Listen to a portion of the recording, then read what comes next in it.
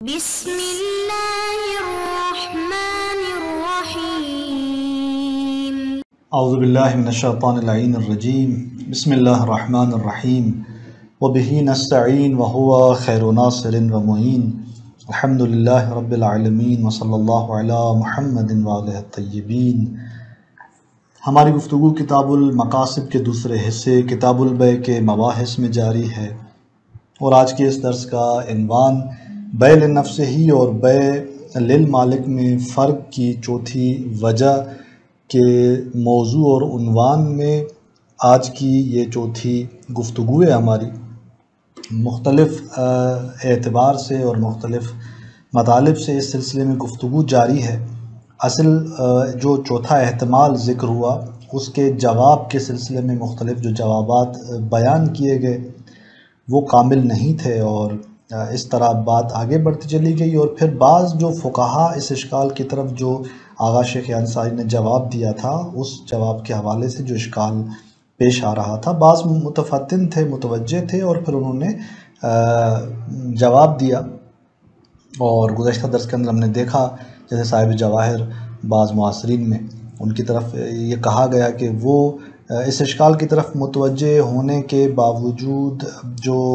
جواب دیا انہوں نے، یعنی اس اشکال سے متوجہ ہوتے ہوئے جو انہوں نے جواب دیا وہ یہ تھا کہ اجازہ اصلاً مبادلۃ العوضین سے تعلق پاتا ہے، نہ خصوصیت اس ملکیت مشتری سے کہ جو اس عقد کے اندر موجود ہے۔ یہ آخری ہماری گفتگو تھی۔ اس کے بعد آج کے ہمارے اس درس کے جو اہم مطالب ہیں ان میں سے ایک مطلب سابقہ ان دو جوابات میں مناقشہ ہے جو صاحب جواہر کی جانب سے یعنی بعض معاصرین کی جانب سے ذکر ہوئے۔ جو اشکال اساسی بیان ہو رہا تھا اس اشکال کو دیکھتے ہوئے جو جوابات دیے گئے پیچھے بعض معاصرین کی جانب سے، ان کے اندر مناقشہ، اور پھر اشکال سے رہائی کی بہترین راہ کہ بالآخر ہم کس طرح سے اصل اس اشکال سے آزاد ہوں جو یہاں پر پیچھے بیان کیا جا رہا ہے۔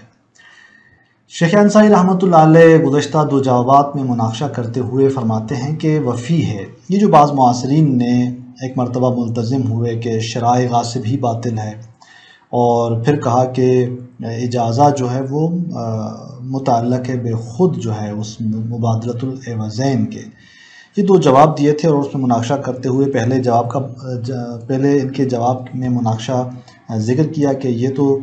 خود فتاویٰ کے خلاف ہے۔ پھر دوسرے ان کے جواب میں مناقشہ کرتے ہوئے آغا فرماتے ہیں کہ ان حقیقت العقد فی العبارہ التي ذکرناها فی الاشکال عنی قول المشتری الغاصب۔ فرماتے ہیں کہ حقیقت عقد اس عبارت میں کہ جس کو ہم نے بیان کیا اس اشکال کے اندر، وہ عبارت جو ہم نے اشکال کے اندر بیان کی کہ جس سے ہماری مراد کیا ہے، مشتری غاصب کا یہ قول مد نظر ہے کہ تملکت او ملکت ھذا منک بھذہ الدراہم۔ یہ جو عبارت پیچھے بیان ہوئی حقیقت عقد، اس عبارت میں اگر آپ دیکھیں تو لیس الا انشاء تملکہ للمبیع، یہ حقیقت عقد نہیں ہے مگر کیا ہے، مگر مبیع کے حوالے سے اس یعنی مشتری غاصب کے مالکیت کو انشاء کرنا، یعنی اس کے اندر در واقع وہ مشتری غاصب مبیع کی نسبت اس کی مالکیت انشاء ہو رہی ہے۔ جب مالکیت انشاء ہو رہی ہے تو یہاں پر خود مفہوم انشاء کے اندر مشتری کی یہ مالکیت جو ہے وہ مد نظر ہے، یعنی یہاں پر انشاء کو آپ اس خصوصیت سے جدا نہیں کر سکتے تاکہ آپ کہیں کہ وہ جو مالکی اجازت ہے وہ اس خصوصیت مالکیت مشتری کے بغیر خود یعنی مبادلۃ العوضین سے تعلق رکھتی ہے، نہیں، بلکہ یہاں پر یہ انشاء مقید ہے اس مشتری کی مالکیت کے اس خصوصیت کے ساتھ۔ لہذا فاجازت ھذا الانشاء لا يحصل بها تملک المالک الاصلی لہ، اس انشاء کی اجازت اس سے حاصل نہیں ہوتا مالک اصلی کی اس مبیع کی نسبت مالکیت جو ہے مالک ہونا، مالک اصلی کا مالک ہونا یہاں سے حاصل نہیں ہوتا اس اجازت سے۔ اگر اجازت اس انشاء سے تعلق پا رہی ہے تو مالک اصلی مالک نہیں بن سکتا، اور یہ منافی عقد ہے۔ بل یتوقف علی نقل مستأنف، بلکہ مالک اصلی کی کا تملک اس مبی کی نسبت موقوف ایک نقل مستأنف پر. آپ اس اجازے کو ایک عقد جدید دیکھیں، نقل مستأنف دیکھیں، اور اگر آپ اس کو نقل مستأنف دیکھتے ہیں تو پھر وہی پیچھے جو اشکال بیان ہوا وہ یہاں پر واپس پلٹ آتا ہے، اور اس طرح سے یہاں تک کی جو گفتگو ہے وہ واضح ہوتی ہے کہ جو شیخ انصاری رحمۃ اللہ علیہ نے خود جواب دیا تھا اولا کر کے، اس پہ جو اشکال مد نظر ہوا بیان ہوا وہ اشکال ابھی تک باقی ہے. لہذا شیخ انصاری اس جواب کی طرف بڑھتے ہیں اور فرماتے ہیں کہ یہاں پر جو ایک مناسب جواب ہے اس اشکال سے رہائی کے حوالے سے، فالانسب فی التفصی ان یقال، کہ زیادہ مناسب جو ہے اس اشکال سے رہائی کے حوالے سے اور خلاص ہونے کے حوالے سے کیا ہے، ان یقال، یہ کہا جائے کہ ان نسبت الملک الی الفضولی العاقد لنفسہ فی قولہ، کہ فضولی کی طرف جو ہے، یعنی فضولی عاقد کی طرف ملکیت کی جو نسبت ہے لنفسہ، یعنی خود اس کے لیے، فی قولہ، اس کے اس قول میں کہ جب وہ کہتا ہے تملکت منک، او قول غیرہ لہ، یعنی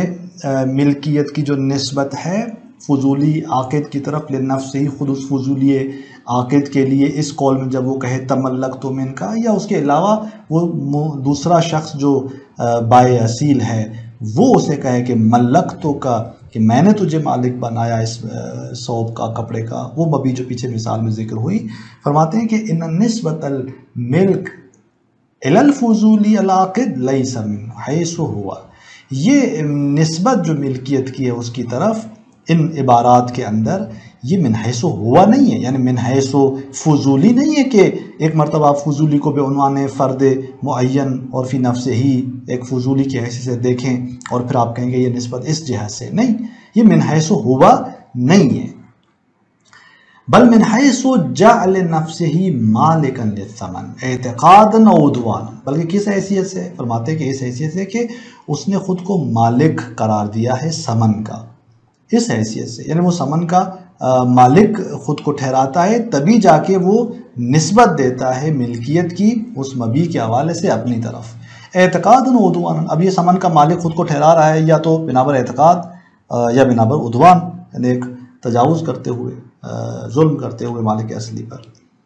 تو اس طرح سے ہے، یعنی یہاں پر من حیث ہوا، خود وہ شخص فرد معین فضولی اس حیث سے نہیں ہے، نہ ہی جو ہے وہ اس کا عاقد ہونا کوئی یہاں پر موضوعیت رکھتا ہے، بلکہ اس اعتبار سے کہ وہ مالک ہے، بما انہ مالکن، اس اعتبار سے یہ نسبت جو ہے وہ اس کی طرف دی جا رہی ہے. وَلِذَا لَوْ عَقَدَ لِنَفْسِهِ مِن دُونِ الْبِنَاءِ، یہی وجہ ہے کہ اگر وہ اپنے لیے عقد انجام دیتا ہے بغیر بنا کے، بنا نہیں رکھتا علی مالکیتہ للثمن، ثمن کی نسبت اپنی مالکیت کی کوئی بنا نہیں رکھ رہا ہوتا، التزمنا بلغویتہ، تو ہم ملتزم ہوتے ہیں کس چیز سے؟ اس عقد کے لغویت سے، یعنی ہم عقد کو لغو جانتے ہیں. کیوں لغو جانتے ہیں؟ ضرورت عدم تحقق مفہوم المبادلہ، چونکہ واضح ہے کہ مفہوم مبادلہ اور معاوضہ تحقق نہیں پاتا بتملک شخص المال بازاء مال غیرہ، یعنی مفہوم مبادلہ تحقق نہیں پاتا یہاں پر اس شخص سے مال، یعنی خود اس مال کے تملک کی نسبت کہ اس کی مالکیت حاصل ہو بازاء مال غیرہ، اس کے جو دوسرا شخص ہے یعنی اس کے مال کے عوض، یعنی دوسرے شخص کے مال کے عوض انسان جو ہے وہ کیا کرے؟ مبی کی نسبت مالکیت پیدا کرے. جیسے یہاں پر ہے کہ مشتری فضولی جو ہے، بلکہ یہ جو فضولی عاقد ہے وہ دوسرے کے پیسوں سے جو ہے وہ خرید رہا ہے، تو یہ جو دوسرے کے مال کے عوض خرید رہا ہے اس کی مالکیت اس مال کی نسبت، اس مبی کی نسبت دوسرے کے مال کے عوض میں، یہ جو مبادلے کا معنی اور مفہوم ہے اس طرح تملک کا کہ وہ مبی کا مالک بنے، یہ حاصل نہیں ہو پائے گا اگر وہ خود کو مالک کے عنوان سے نہیں دیکھتا یہاں پر. تو پس ضروری ہے کہ وہ بنا رکھے اس بات پہ کہ وہ مالک سمن ہے، اور عدوانن چاہے اعتقادن، اور وہ آگے اس طرح معاملے کو بڑھائے. پس فالمبادلہ الحقیقیہ من العاقد لنفسہ لا یکون الا اذا کان مالکا حقیقیا او ادعائیا، بس مبادلہ جو حقیقی ہے عاقد کی جانب سے ولو وہ لنفس ہی عقد کر رہا ہے، یہ نہیں ہے ممکن مگر جب وہ مالک حقیقی ہو یا وہ عاقد لنفس ہی ادعائی ہو، یعنی فضولی اور خود کو ادعان جو ہے وہ مالک ٹھہرائے۔ بس یہ بات یہاں تک روشن ہے کہ اگر وہ نسبت ملکیت خود اس کی طرف دی جا رہی ہے تو کس حیث سے ہے؟ اس حیث سے کہ انہو مالکن ولو ادعائی ہے۔ بس فلو لم یکن احدہما وعقد لنفسہ، اگر وہ ان میں سے کوئی ایک نہ ہو، نہ تو مالک حقیقی ہو نہ ادعائی ہو اور وہ اپنے لیے عقد انجام دے، تو لم یتحقق المعاوضہ والمبادلہ حقیقتاً، یہاں پر حقیقی معنی میں معاوضہ اور مبادلہ تحقق نہیں پائے گا۔ اب یہ صورتحال آپ کے لیے روشن ہوئی کہ کس حیث سے وہ جو ہے نسبت ملکیت کی دی جا رہی ہے اس کی طرف۔ ہم نے کہا کہ اس حیث سے کہ انہو مالکن، نہ اس حیث سے کہ من حیث ہوا۔ فَإِذَا قَالَ الْفُضُولِي الْغَاصِبُ الْمُشْتَرِي لِنَفْسِهِ، اب جب فضولی جو کہ غاصب ہے، مشتری ہے، اپنے لیے معاملہ انجام دیتے ہوئے کہتا ہے کہ تملکت منک کذا بکذا، میں تم سے مالک ہوا فلاں چیز کا فلاں پیسوں کے مقابلے میں، فلاں سمن کے مقابلے میں، تو فالمنسوب الیہ التملک، یہاں جو اس کی طرف تملک کی نسبت دی گئی کہ وہ مالک بنے گا، انما هو المتکلم لا من حیث ہوا، منسوب الیہ التملک کون ہے؟ یہ وہ متکلم عاقد ہے، لیکن لا من حیث ہوا، اس اعتبار سے کہ وہ ایک عاقد متکلم فضولی ہے، بل من حیث عد نفسہ مالکن، بلکہ اس حیث سے کہ اس نے خود کو کیا قرار دیا ہے؟ اس نے خود کو مالک بنایا ہوا ہے، اعتقاداً او عدواناً، یا عقیدتاً خود کو عقیدہ رکھتا ہے کہ مالک ہے، یا عدواناً تجاوز کرتے ہوئے دوسرے کے مال پر۔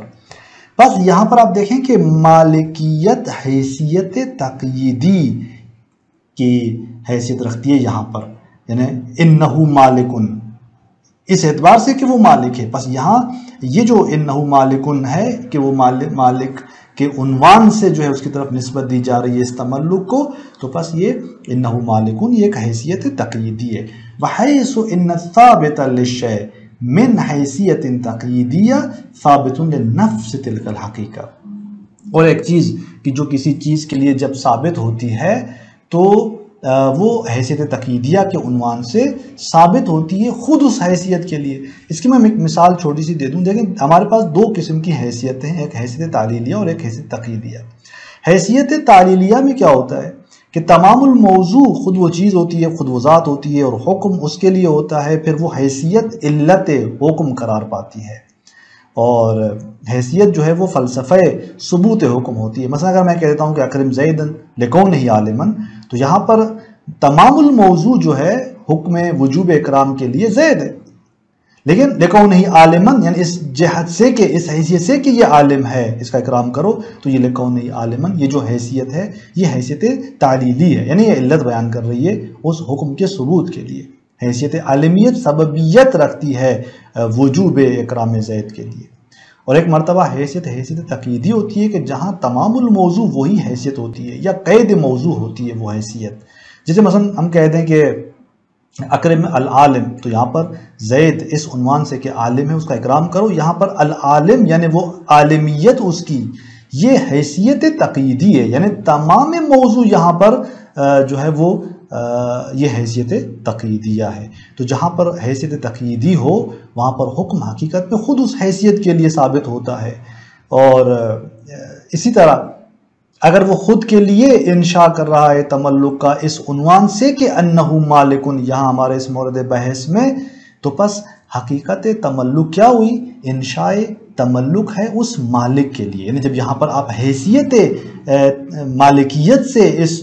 انشاء کو جاری کر رہے ہیں تو یہاں پر اس انشاء کی حقیقت کیا ہوگی؟ حقیقت یہ ہوگی کہ یعنی یہاں پر یہ تملک کس کے لیے ہے؟ مالک کے لیے ہے۔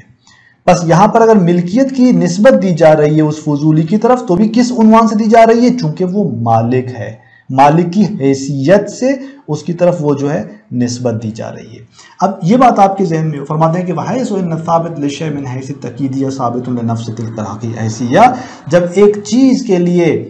کوئی چیز ثابت ہے، کوئی حکم ثابت ہے حیثیت تقییدیہ سے، تو وہ خود اس حیثیت کے لیے حکم ہے در واقع۔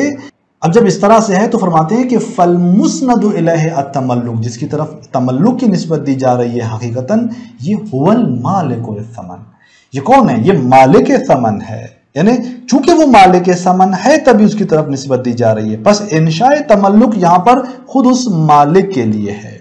ہاں الا ان الفضولی لما بنا علی انہ المالک المسلط علی الثمن،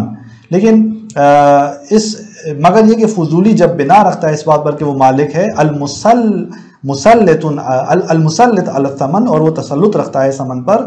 تو اسند ملک المسمن الذی و بدل الثمن الی نفسہ. تو یہاں پر